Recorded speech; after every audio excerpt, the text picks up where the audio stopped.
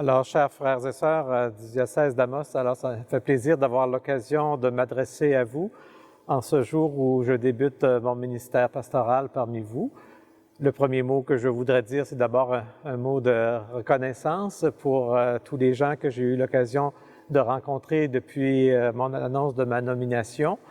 Là, d'abord, évidemment, Monseigneur Lemay qui m'accueille et qui me facilite l'entrée dans le diocèse, l'abbé Raymond Martel et toute l'équipe diocésaine qui sont là pour aussi me souhaiter la bienvenue et les personnes que j'ai eu la grâce de rencontrer. Et déjà, je dis ma joie d'avoir l'occasion d'aller au-devant de vous aussi, je l'espère, dans les jours, dans les semaines qui viennent pour apprendre à vous connaître.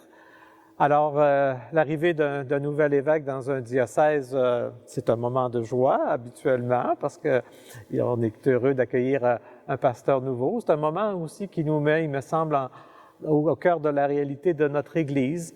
Notre Église qui est bâtie sur l'envoi des disciples. Alors, dans notre Église, le Seigneur continue à envoyer des successeurs des apôtres pour prendre soin de son Église et c'est ainsi que je me présente bien modestement parmi vous. Et par ailleurs, l'accueil d'un nouvel évêque est souvent source aussi d'une certaine insécurité, je le comprends bien. Alors, il y a toujours des changements qui arrivent, on se demande comment ça se passera avec un nouveau. Alors, l'insécurité, je la vis moi aussi et peut-être un petit peu plus grande aussi, évidemment, en raison de la situation.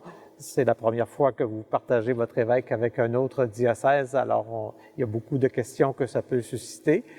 Alors, ce que je peux vous dire au départ, c'est que je veux marcher avec vous dans cette période qui s'ouvre devant nous pour être capable de découvrir quelle est la volonté de Dieu. Mon désir sera d'abord de prendre du temps pour bien connaître le plus possible chacun d'entre vous, comment se vit la foi, l'annonce de l'Évangile dans votre diocèse, et pour ensuite entamer un chemin où nous cheminerons de plus en plus étroitement avec le diocèse de Rouyn-Noranda.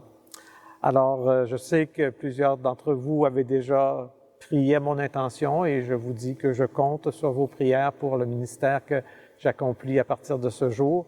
Je porte aussi notre Église diocésaine dans ma prière aussi au quotidien.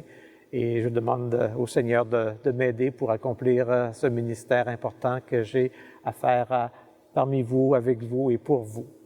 Alors, vous savez probablement que ma devise épiscopale, c'est « Tu me devances ». Alors, je vous invite à l'adopter un peu vous-même en étant confiant que le Seigneur va nous accompagner, va nous devancer dans ce que nous aurons à vivre et à faire ensemble.